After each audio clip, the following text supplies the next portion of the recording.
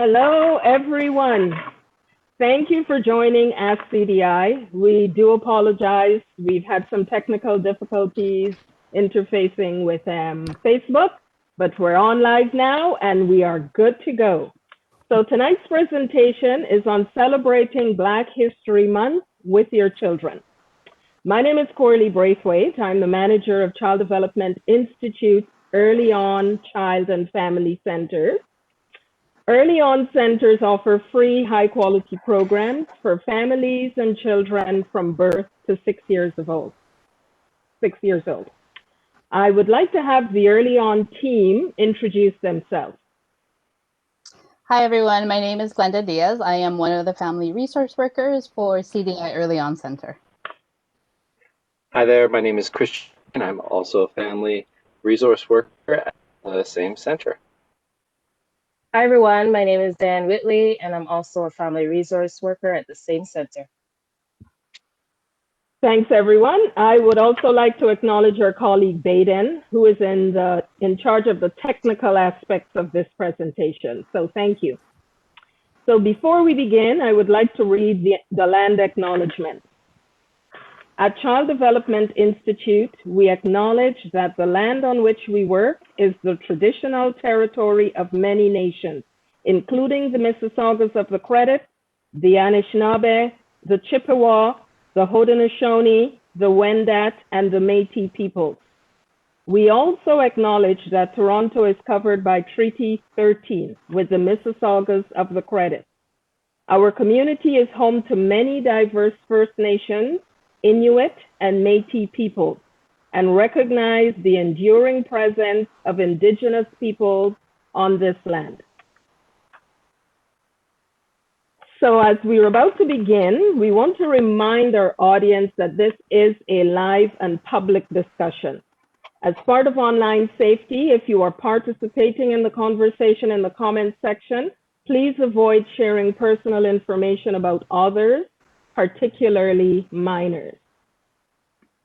So for those just tuning in, let me reintroduce myself. My name is Corley Braithwaite from the Early On Center, Child Development Institute. At the end of the presentation, we will answer any questions you may have. You can feel free to enter them in the chat at any time during the presentation. Over the next few minutes, we will tell you how to celebrate Black History Month with children.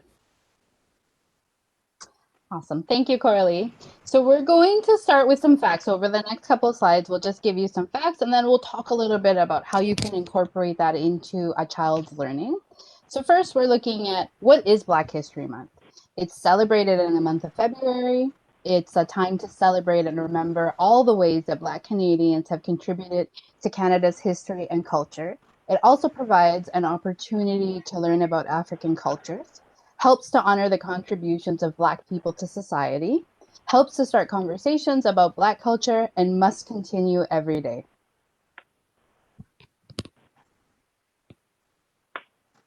So when did Black history start? The history of Black History Month goes back to 1926 in the United States.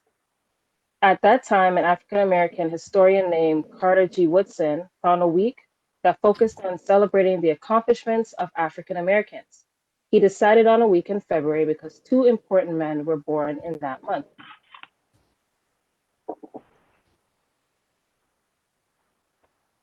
The first was Frederick Douglass, a former slave in the 1800s who spoke out for the freedom of slaves as well as equal rights for women. And the second was Abraham Lincoln. As the 16th president of the United States, Lincoln fought for the freedom of all slaves throughout the country. While Woodson's idea began as a one-week celebration, it eventually became a month-long event called Black Heritage Month in the United States in 1976. Finally, in 1995, Canada's government officially recognized February as Black History Month. My name's Christian again. So a couple more facts. Black history. But Black history refers to the stories, experiences, and accomplishments of people of African origin. Black history did not begin in recent times in Canada, but in ancient times in Africa. People connected by their common African history and ancestry have created Black history here. The African Canadian population is made up of individuals from a range of places across the globe, including the United States, America, the Caribbean, Europe, Africa, and Canada. So we know that we've given you lots and lots of information, and it can be hard to kind of know what information to give children. So we like to remind you that we want to keep it age appropriate. Children will know, for example, 1926 was a long time ago, but it's still important to continue to celebrate Black History Month and to know about it now, how it began, why it began, and that everybody has a right to be treated equally. Other facts that you can also share with children are Toronto was the first city in Canada to declare Black History Month in 1979. The House of Commons declared National Black History Month that began in 1996. And the United Nations declared 2015 to 2024 the International Decade for People of African Descent. Another fact that you can teach children about is a lot of the times we see everyday things and we sometimes don't know the history behind them. So this Canadian stamp, it actually represents the first Black person in Canada. This happened January 1st, 1608. It's the first Black person thought to have set foot on Canadian soil. His name was Matthew da Costa, and he was a free man who was hired by Europeans to act as a translator. So yeah, we the famous Black Canadians are fantastic Canadians who are Black. And so we're going to highlight a few of them here. So the first one we want to highlight is Viola Desmond. And she is prominent on our $10 Canadian $10 bill, right? So Viola is known for challenging racial segregation when she refused to leave the whites-only section Roseland Theatre in Nova Scotia in 1946. The government of Nova Scotia finally pardoned Viola and apologized to her family in 2010, 45 years after her death. But she's really important because she was really fighting for civil rights. And then we have this amazing athlete, Andre deGrasse. He's a short distance track star. He made history at the Rio 2016 Summer Olympics when he medaled in all three sprint events, the 100 meter, 200 meter, and the 4 times 100 meter relay. He even set a national record of 8 seconds when he challenged Usain Bolt, an Olympic sprinter from Jamaica. This man is fast. And I just saw a question that Baden asked, and actually this next slide that Christian's going to talk about is a resource, because I think there was a teacher who asked if there were some resources. Oh, right. Yeah. Yeah. And we will have a list of resources that are going to be sent out to you, I think, at the end of this as well. So have some patience here. So yeah, so this is an amazing resource. It's from the Elementary Teachers Federation of Ontario, or etfo.ca. You can see on the bottom, you go there, you can search for 365, or there is a link that'll take you directly to this resource in our collection that we've put together. And what they've gone and done is put together not quite 365, but a lot of very Black Canadians who are very prominent in our society throughout history and up to today. And it's made up of politicians, musicians, cool people, leaders in our community, and athletes, very incredible athletes. So there's one for pretty much every day of the year. And this right here, this is showing us maybe highlights of one for each month. So I'm going to go through a couple of them. So the first one here, just so you're aware, is Lincoln Alexander, and he is a lawyer, politician, and he was appointed Ontario's 24th Lieutenant Governor back in the 1980s. And then we have Kelly Lee Evans. She is a jazz musician. She's a soul music vocalist, and she won a Juno Award back in 2011 for her album Nina. And then we have Johnson. definitely have to mention Lily Johnson because she's a nurse. That's what her profession was. But founded the Sickle Cell Association of Ontario, and she was the first Black director of public health. And she's the recipient of the Order of Ontario, among a bunch of other awards.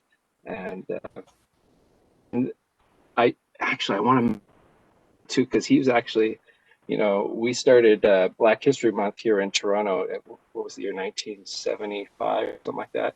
He was city councillor back at the turn of the century. So from 1894 to 1914, he is the first and only Black acting mayor in Canada, which surprised to me because that was so long ago. But why hasn't there been more? And then I'll just mention one more. You'll recognize some of these other faces. We already talked about Viola, but PK Subban, or Parnell Carl Subban, he's a professional hockey player, and he's done really well in the NHL. He was the top defenseman in 2013, and also he's a phenomenal philanthropist, donating lots of money to Montreal Children's Hospital. So yeah, these are some of our incredible fellow Canadians, and I encourage you definitely to check out this resource. There's lots on there about all these people, but there's also like educational resources that are more for like a school situation, but you might find it useful yourself. Thank you, Christian. So here's some other historical figures as well. Dr. Martin Luther King was an American Baptist minister and an activist, who fought in the 1950s and 1960s to end Southern segregation through peaceful protests and nonviolent marches. His 1963 speech, I Have a Dream, is a well-known speech. He told the world that no matter who you are, how big your dreams are valid. As well, he wanted a world where his poor little children would one day live in a nation where they would not be judged by the color of their skin, but by the content of their character.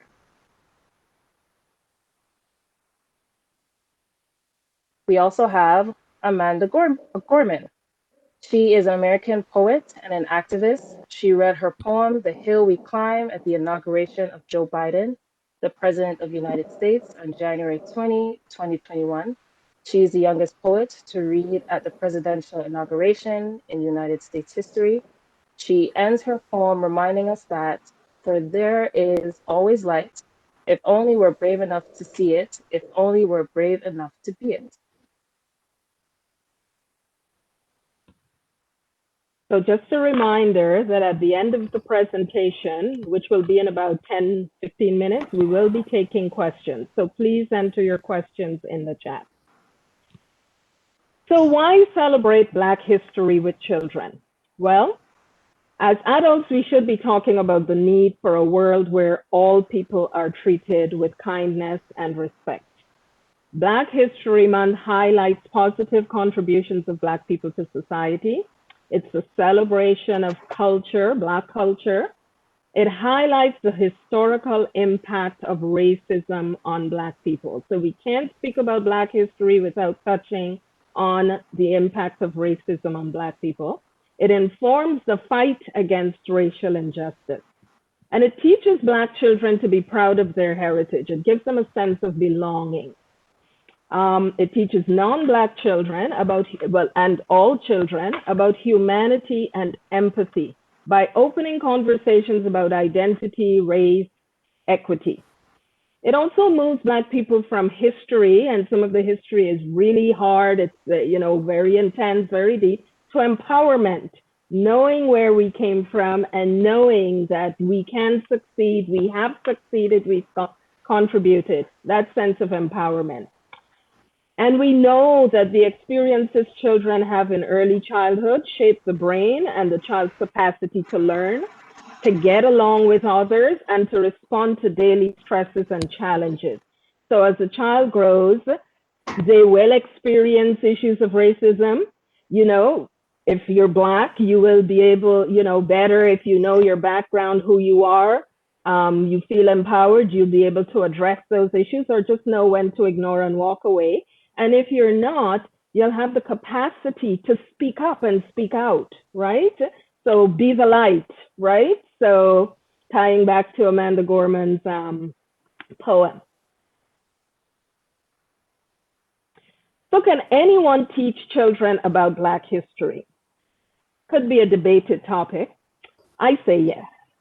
And so I will, first of all, I will say to you, my yes is because my feeling if my child is in, for example, a classroom where the teacher is not Black, the risk of my child not learning about Black history at all, as opposed to my child learning about Black history from someone who has, invested time and knowledge into the accuracy and unbiased telling of Black history, I would prefer the latter. So I would say yes, but the person has to educate themselves first. And in educating yourself, you would have to know historical facts. And within those historical facts, once you know them, you have to examine your personal biases. It's easy to just read something or just say something, but when we have personal biases, they impact how we give a message, how we impart that message and how we impart that knowledge. The information that's being passed on to the children must be accurate and unbiased. So we need to know who wrote the article, who was consulted on it, is whose perspective has it been written from. It would be preferred if it was written from the Black perspective, the experiences, the knowledge of a Black person. The person teaching must have empathy for Black people and their historical experiences. So, when you're teaching children anything, information about anything, it's really necessary to ask questions. What did you think about that? How do you feel about that? Do you think that was fair? But that comes from a place of your own ability to have empathy so that you can have those conversations. The information should not have historical misrepresentation. So we don't want it glazed over. It shouldn't be, made digestible. It needs to be age appropriate. And if you're using age appropriate information, it will be palatable for any child who is hearing that information. The experience of Black people should never be oversimplified or minimized. Some of it may be very uncomfortable for the presenter and for the audience, but these conversations are very necessary in order for us to move forward, in order for everyone to self-reflect and to put empathy, use an empathetic lens as we move forward. Be mindful of stereotypes, especially negative ones. Again, when we show these contributors to Black history, be mindful that, you don't pick all the basketball players because we're more than basketball players, right? Black history is more than basketball. There are doctors, there are lawyers, there are judges. Every walk of life is represented within the Black community. Connect with community resources to access the rich knowledge and experiences of Black people. So if you don't have that background, if you are not a Black person, you can connect with your community. Many community organizations, they will send out speakers, etc., to inform your information, or just have the next doctor that comes into your program to do something. Be a Black person, the next speaker of any topic to be a Black person, so that children see a range and they see their possibilities. And have conversations with children. Research together. Not everyone knows everything. You can learn together and you can make that learning fun. So even if you know information, even if you have that knowledge, you ask the question, oh, so I wonder why, and then you go find the information together, right? So as children become older and they progress, you can do that research together and empower them to do their own if you plant those seeds of curiosity for them. Thanks, Coralie. For those that just joined later, my name is Glenda Diaz. I'm one of the family resource workers at CDI's Early On Center. And now I'm going to talk a little bit about how we've incorporated some of the ideas that are listed on this slide into our center. But even though they're for younger kids, there are some ideas for older kids as well. So the way that we introduce Black History Month to children, we know that young children are not ready for all the details of Black history, but like Coralie said, it shouldn't be oversimplified, stating facts and making sure that you are getting your facts from a reputable information source. But they can understand, young children can understand the core message that every person should be treated with kindness and respect. And it's up to us as adults to ensure that we're role modeling that for them. So one of the ways that we role model for them is looking at our books and being mindful of how inclusive are the books that our children are exposed to, and not just at our centers and schools, but also at home. So they promote literacy, but they also give perspectives of different lived experiences. They should be age appropriate, but if you can't find age appropriate, for our center, I'm thinking specifically, we have a book on Rosa Parks, and it is very wordy, but you can look at the pictures and talk about what did she do in her life that was so important? What did she stand for? Why did she want everyone to be treated equally? So that's how you can incorporate those messages. Children should also see themselves represented in books. Skin color, a variety of family structures. This creates a sense of belonging for them, not just in political stories, but in everyday stories. So looking at your books and saying, do my children's books have a variety of cultures?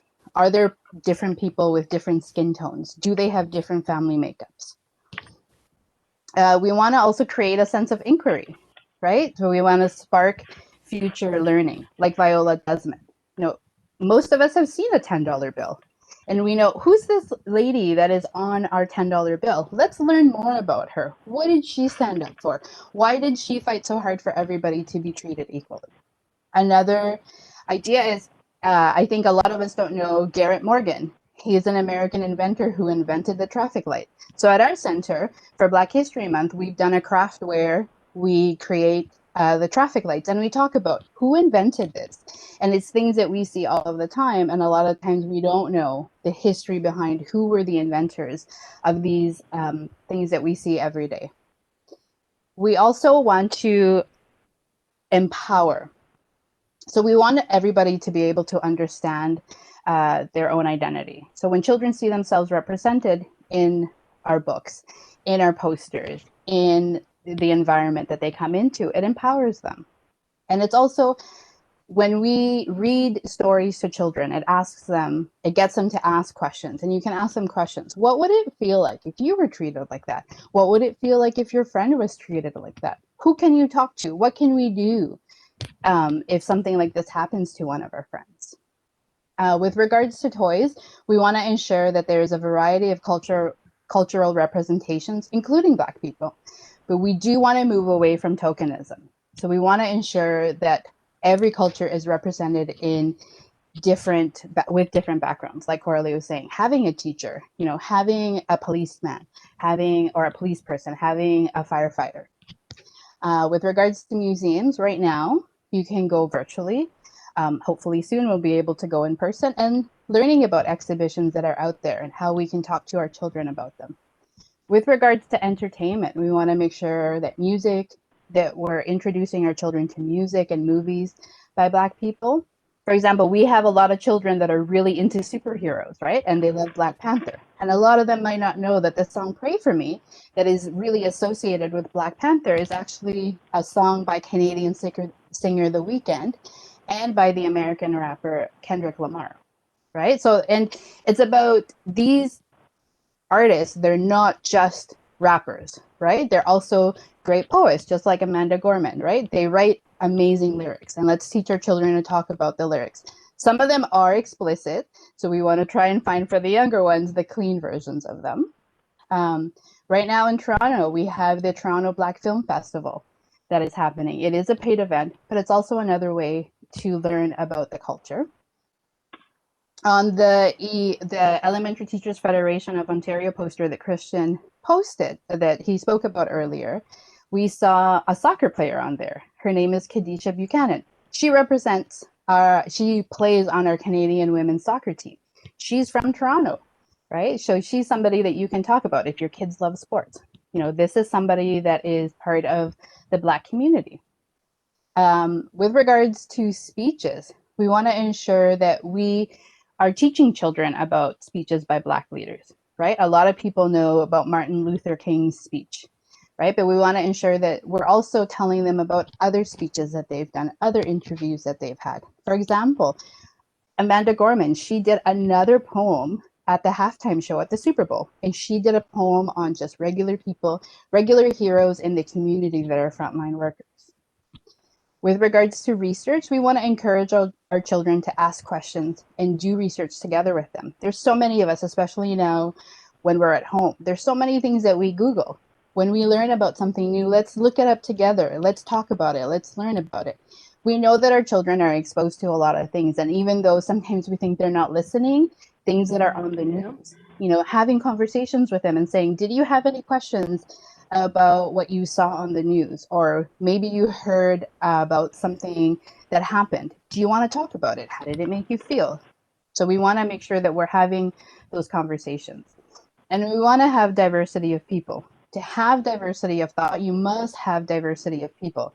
So expose children to different cultures, people of different skin colors, making sure that they know that the differences that are happening in their society.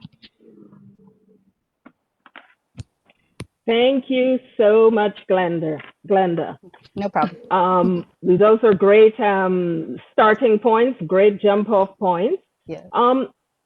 We just want to discuss what we don't want to be the elephant in the room. So for anyone seeking information about Black history, you will come across the N word. And please note that I am not using the actual word. It is a documented fact that Black people were called the N word by their oppressors. However, in your factual research, you will learn that in those times, the N word was used to oppress, belittle, and degrade. And in modern day, it continues to be used to promote hatred and racism. The confusion, however, arises when our children and young people in particular hear some Black entertainers use the N word or versions of it for whatever reasons in their music, in their poetry, in their comment. Some comedians, will do that. This is really sending a mixed message, especially if you have taught your child that the use of the word is wrong. So, for example, on a personal note, I will share with you that when my daughter was about 13 years old, some of her white friends asked her if it was okay for them to use the N word around her. She said no, and she told me about it. So, of course, I spoke to the principal about the interaction, and she immediately addressed it with the children and the entire school. Now, I'm not making excuses for those children, but I know where they're hearing this. We know that it's the exposure to the music that they're hearing. We know as parents, those of us who are parents, you can't control every minute of your child's time. So we know it's exposure. And these children, I will tell you today, to this date, are still my daughter's friends.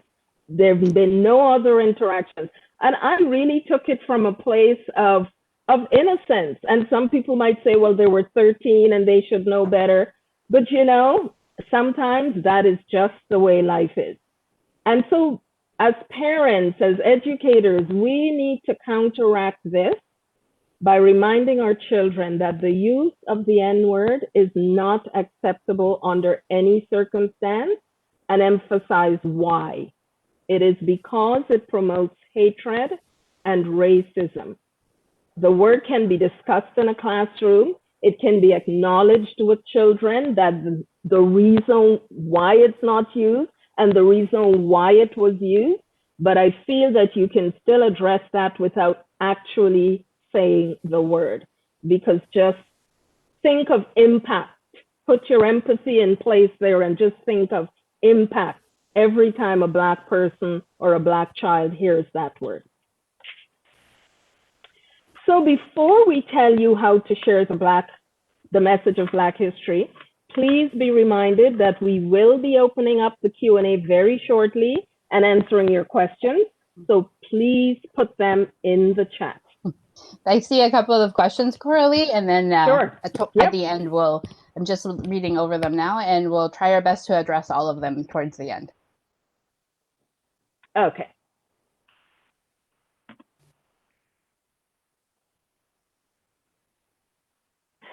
So, how to spread the message of Black history?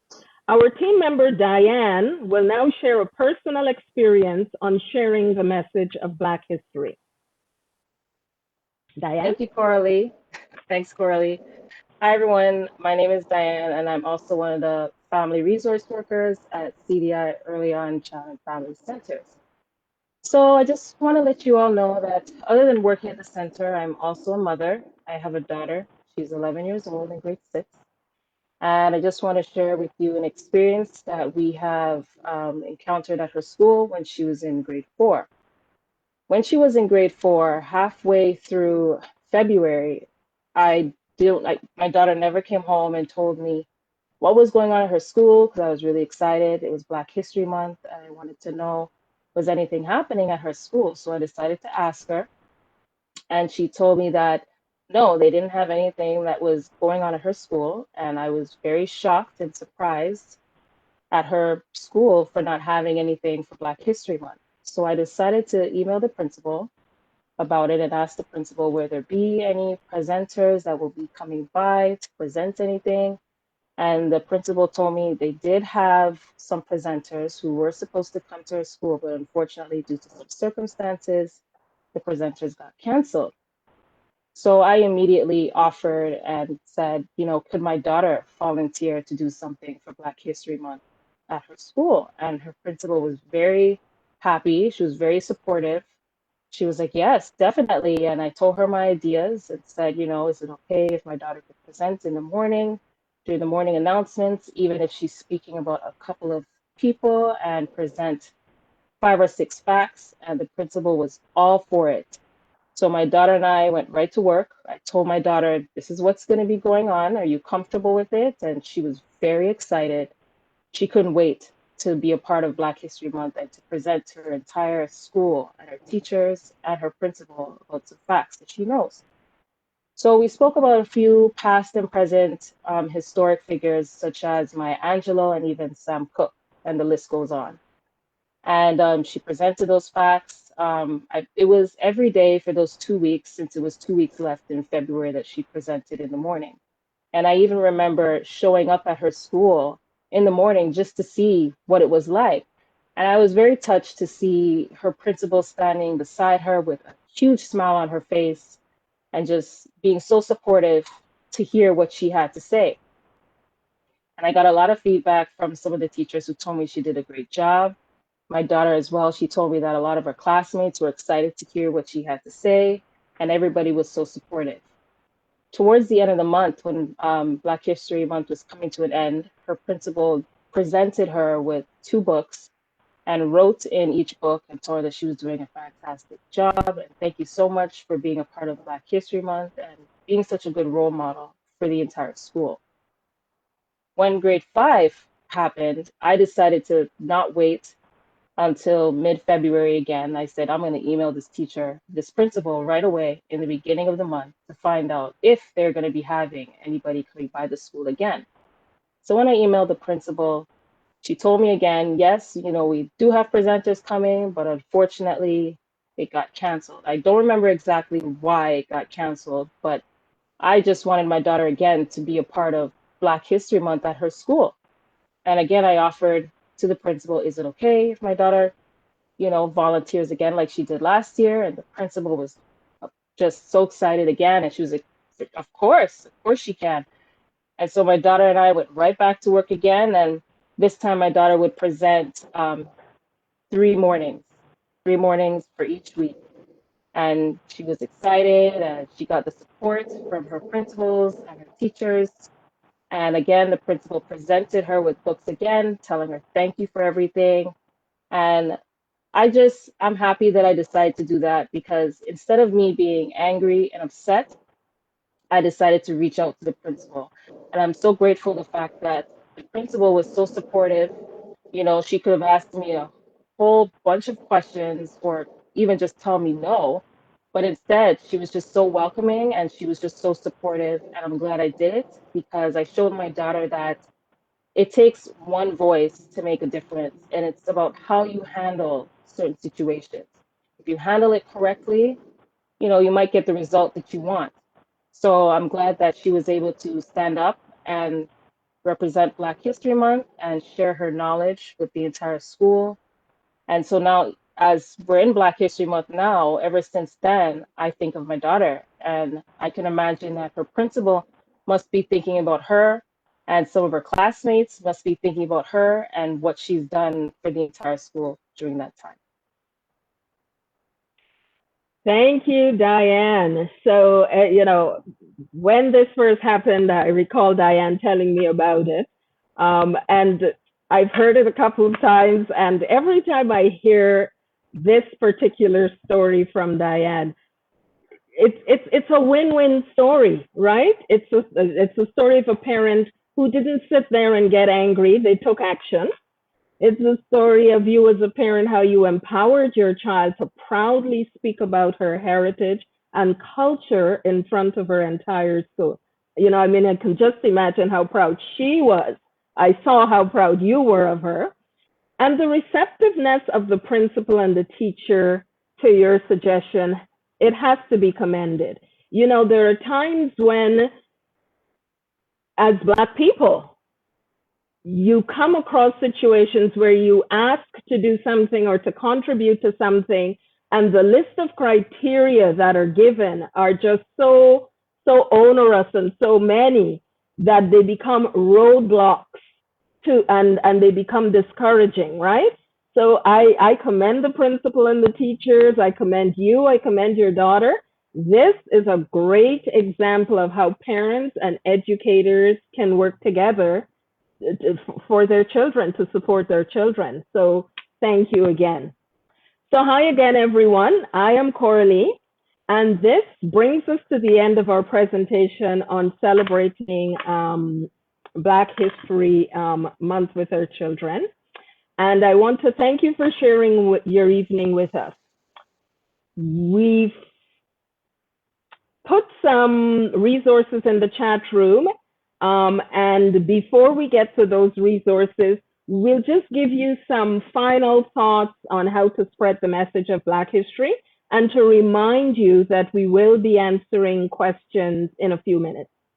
So remember to embed learning about Black history and the Black experience in everyday life.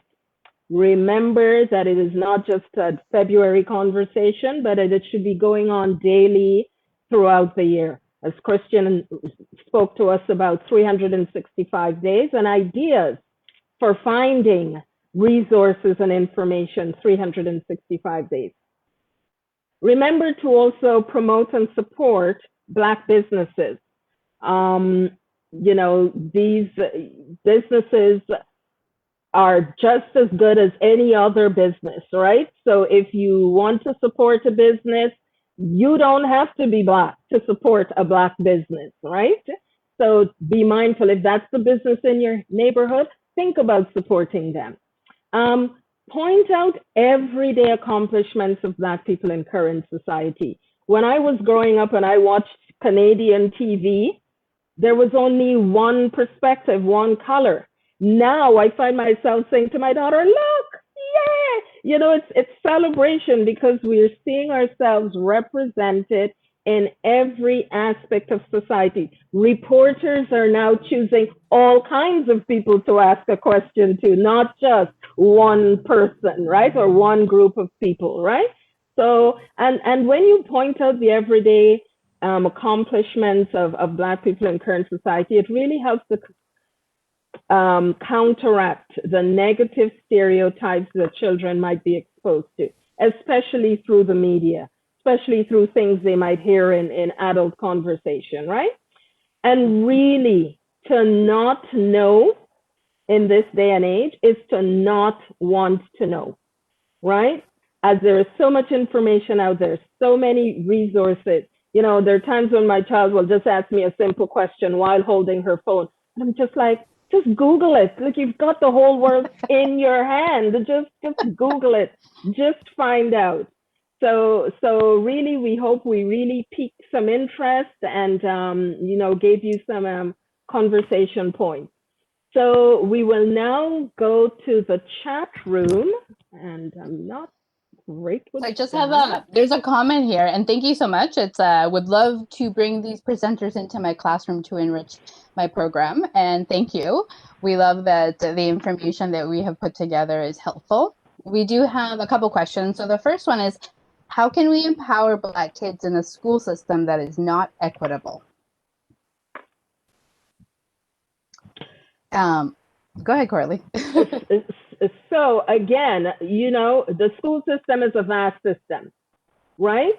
So there's a bunch of advocacy around the school curriculum, around, you know, having Black history in the school curriculum.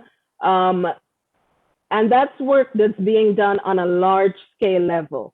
But I say on an individual level, go to the source of your child's school. Start there. That's the impact that you can make in that school. So it's, you know, the huge school system is a bit daunting, but if you go to your school, you know, when my children were growing up, I sort of did a circuit in the school when they were around grade 4, 5, 6. During Black History Month, right? I would just ask and the teachers would say, okay, and I would go in, I would read a story and engage the children in conversation, right? Do what's comfortable for you and do it from a place of imparting knowledge and from a genuine place, right? But you start small. And when you hear of the advocacy happening around the school curriculum, and you're asked to go to your PT, your parent advisory committee. I forget what it's called because my kids, you know, high schools no longer have them. Well, in this virtual time. But when those are the places that you need to be present, right? So that you can get the message across and you can empower your children. Right? It starts at home also. When you speak about empowering Black kids in a school system that's not equitable, it's empowering your own child, right? So raise their hands if there's a certain era being spoken about, because the knowledge that your child might have, and this might be more for a high school student, for example, but you know, when because of the knowledge they have, they should be able to put up their hand and say, okay, but you know, you did not address X, Y, and Z that I know happened in that era, you know, because it most likely pertains to the Black experience or to the enslavement of Black people, some of those hard topics, right? So you have to empower your children to advocate for themselves. And really that comes from them seeing you advocate for them. But start small because, you know, as you chip away, if each parent chipped away, you will see results. It might be long in coming. I know my daughter just looked at her grade 12 course curriculum, and there's Black history studies in there. We were like, wow, right? So yeah. It's slow in coming, but we keep at it, right? Yeah. And then there's a second one. I'm going to add a little bit to what you answered, Coralie, but I think that the answer that I'm going to give is going to also help with this question. It's how can we talk about Black history to kids in a way that is not only towards those who are Black, and then how to engage the entire classroom in such an important conversation. Well, you do need to involve the Black kids in your classroom to talk about Black history because it does pertain to them, right? Because there are still events, current events that are happening. And it's about, like we said earlier, talking about current events. If it's tough to introduce it, I always go back to books. There's a great book called Mixed, and it's literally, it helps you to start talking about how the world is viewed in different colors. So this story is for younger kids, but really you could read it to older kids. And it's about, there were different colors and all of a sudden they decided that they didn't want to live together. every color kind of went to go live in their own area of the city. And then at the end, you talk about what would it feel like if you could only have friends that were just like you? How would your friends that are different from you feel, right? And having that conversation, and you can introduce a topic that way, and you can then bring it to Black history. Well, Black people experienced racism, and sometimes they still do, because there are still people that feel that people who are Black are less than them. So it's important to still have those conversations, because it is still happening. And I think that the speaker just needs to get over that discomfort, because allowing your discomfort to not have those conversations is a privilege. So I think that it's up to us as adults to really role model having those conversations. Thank you very much, Glenda. There is another one. It says, as a non-person of color teacher, I want to share content that is empowering, as well as shows the struggles that many Black individuals went through. How can I share the range of often negative experiences individuals went through without crossing the line and triggering my Black students? I know a lot of the material can be really difficult to learn about, and my students are so young. So it depends on the age of the children, of course. We stressed a few times about age-appropriate information to the children. However, as children get, and we do have to, as a teacher in particular, I can use this language, it needs to be trauma-informed, right? So you really need to be mindful of where those children are at, where they're coming from, what their experiences to date have been, right? It's really in that mindset. So if you're not sure about the audience of children that you're working with, or where their experiences might lie, or their backgrounds that they're coming from, you really want to start almost at the stage where we're speaking to younger children, right? When it gets to the negative experiences individuals went through, they're facts, right? We've learned many hard facts about many other historical figures who weren't Black, right?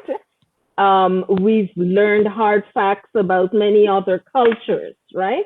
If you keep it within the facts, it might be triggering. And so again, you have to know your audience. You have to read your room, know when to pull back, know when to say to children, this, and I'd say young adults, just to differentiate, know when to say to young adults, in preparation for the next topic, I'd like you to know what the course content is going to be, for example.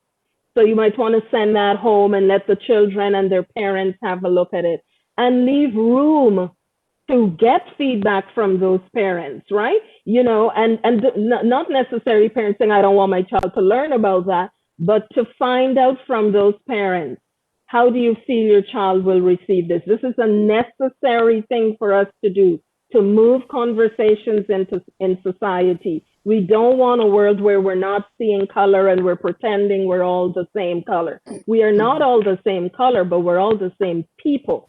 And to speak about us being people, and to speak about the humanity of people, you have to acknowledge that visually people are judged by their color. And why? And the why goes all the way back to some of those experiences, right? And one of the things to be mindful too is when you're showing things, if you're going to use a resource, an online resource and an online video, some of them have graphic content to tell the story and to validate the story, right? They're historical content, but some of it might be graphic. So you want to censor that information too before, preview that information before you teach it to the children. I hope that was helpful. Yeah, there's a couple comments. It's like, somebody loved your comment about empowering Black children, Coralie. Thank you. And then thank you all. This session was very informative. The importance of bringing awareness to young children is so important. And that's from Mothercraft early on. Thank you to our colleagues for joining us. We find that books and stories are a great resource. There are so many books with positive role models out there, and just making sure that they're diverse. And it really does open up, have open-ended books. Have you ever heard about this person? I think for us, we sometimes read a book about Michelle Obama, and then at the end, did you know who Michelle Obama was? Right? And just giving facts, like Coralie says, right? There are a lot of resources that are out there. And So we just noticed that yeah. Baden has added the resource list to the chat section. I just wanted to point out, like, I noticed some comments where people were wanting a copy of this presentation, we didn't talk about sharing the PowerPoint itself that we're sharing right now, but we'll definitely be posting this on our YouTube channel, this whole presentation. And to that end as well, so we have our early on programming, and we have videos posted from our early on program also on the CDI website. And one of those videos it features us reading some of the books that are being shared in our book list. So if you're interested in that, you should check out. If you want someone to read to your children, that's not you. You can check out that resource too. And then you can also follow all of our social media channels to be able to get all of that information. And a recording will be on our YouTube channel tomorrow. This recording will be there. Yeah.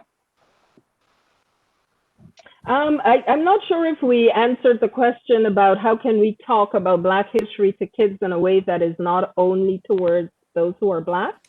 Yeah. And how to engage the entire classroom in such an important topic.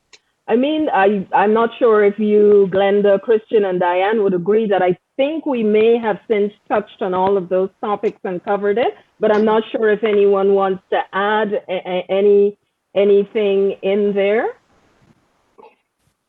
No, I think that was the one that I just followed up with. You can just start general conversation, and that's where I brought in the story mixed, and then make it more like about the Black racism or Black History Month. Yeah, it's sometimes it's easier to talk in general. Like, I think it's a book that is it's not as threatening as other books might feel to people. I know that sometimes it's hard for some people to start the conversations, but they are super important. But it just talks about being treated different because you're of a different color. And then you can get into, there have been many cultures that are treated differently because of their color. And specifically in February, we celebrate Black History Month. And this is why we celebrate Black History Month, and engaging students in that conversation. We talk about this, like when I read certain books that are early on center, and I'm talking about young children, some of the comments that we get from a lot of the parents is, thank you for reading that book. That's so great. I've never seen that book. We have parents, sometimes they'll take pictures of the book because they've never seen it, and they like the content, they like the diversity of it. Thank you so much, Glenda. So again, thank you everyone for joining us this evening. The resources that we spoke about that are put in the chat to give you an idea. One of them is a children's book list that we curated from the books we have at our center. Another is a book list from Today's Parent. Another is a resource list from the City of Toronto that contains resources for the Black community as well as many other communities. And then there are some online resources related to Black history. Of course, none of these are exhaustive. There's always more out there. There's a vast array. In the children's book list that we curated, we pointed you towards two bookstores where it is very easy to find books with Black representation and other cultural representations. And the staff in those stores are always willing and able to help you. So I would like to thank our team of Glenda, Christian, and Diane for joining us tonight. We certainly hope that the information was meaningful to you and that it provided you with knowledge to guide and support children's learning of Black history. If there is nothing else to add from anyone else, we want to thank our technical support person, Baden. We know life was throwing a challenge at her this evening, but she rose to the challenge. So we thank you that we were able to get this message out to everyone. And so if Glenda, Christian, and Diane have nothing else to say, we see there's nothing else in our chat room. Are we good? Yep. It was just a pleasure to be here. Yeah. Yes, it was. Excellent. So we thank you and have a good night. Have a good night, everyone. Bye. Bye. Take care.